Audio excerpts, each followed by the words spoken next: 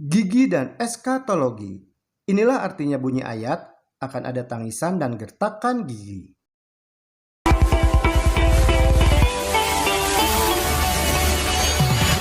Di Alkitab, ungkapan gertakan gigi adalah bisa menggambarkan suatu aksi harfiah atau gambaran yang berguna sebagai frasa idiomatik. Kata benda Greka yaitu brukmos adalah bisa diterjemahkan sebagai gertakan, menggiling, menghancurkan gigi.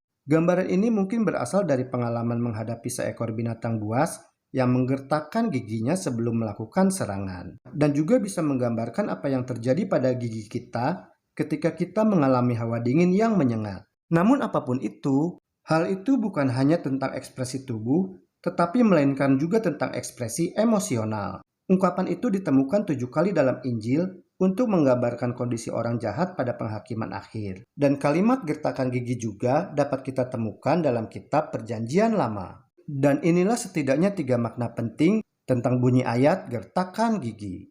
Yang pertama adalah makna tentang memperlihatkan kemarahan. Dalam kitab Perjanjian Lama, ekspresi gertakan gigi adalah digunakan secara kiasan untuk mengekspresikan perilaku orang jahat kepada orang benar. Orang jahat digambarkan sebagai hewan yang agresif, yang digerakkan oleh kemarahan dan siap menyerang. Contohnya tertulis dalam Mazmur 35 ayat 16, menggertakkan giginya terhadap aku. Jenis serangan ini direncanakan sebelumnya. Tertulis dalam Mazmur 37 ayat 12. Orang fasik merencanakan kejahatan terhadap orang benar dan menggertakkan giginya terhadap dia. Dan arti secara harfiah, ia menggertakkan giginya terhadap dia.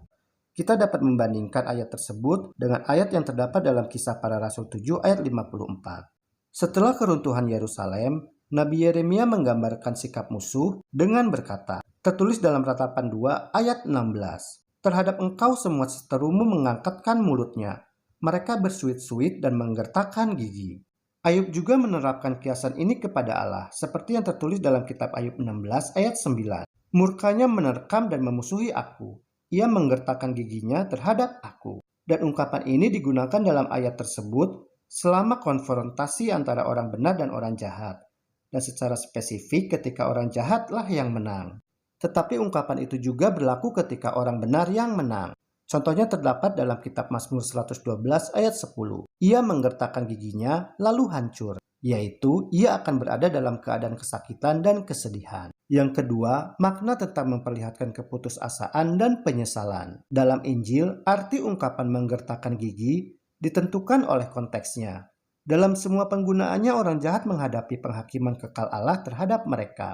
Ungkapan penuh yang digugakan adalah, di sanalah akan terdapat ratap dan kertak gigi. Tertulis dalam Matius 8 ayat 12, Matius 13 ayat 42 dan 50, Matius 22 ayat 13, Matius 24 ayat 51, Matius 25 ayat 30. Ratap menunjuk kepada kesedihan bagi kerugian yang kini dialami oleh orang jahat. Dan kertak gigi adalah mengungkapkan penyesalan dan keputusasaan mereka yang dalam. Mereka kini menyadari apa yang telah mereka lakukan dan kehilangan mereka yang tak terlukiskan selamanya. Di sanalah akan terdapat ratap dan kertak gigi apabila kamu akan melihat Abraham dan Ishak dan Yakub dan semua nabi di dalam kerajaan Allah.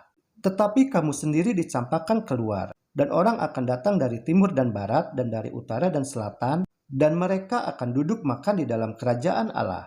Tertulis dalam Lukas 13 ayat 28 dan 29. Kita dapat membandingkan bunyi ayat tersebut dengan yang terdapat di dalam kitab Matius 13 ayat 42 sampai 43. Mereka kehilangan persekutuan abadi orang benar dengan Tuhan di dalam kerajaan surga.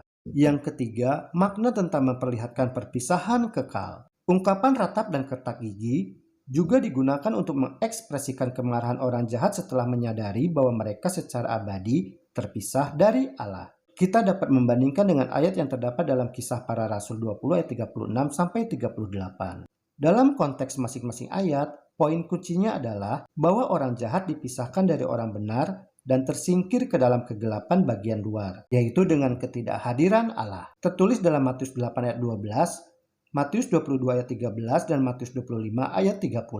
Atau ke dalam api kematian kekal. Tertulis dalam Matius 13 ayat 42 dan 50. Atau hanya dicampakkan dari kerajaan Allah.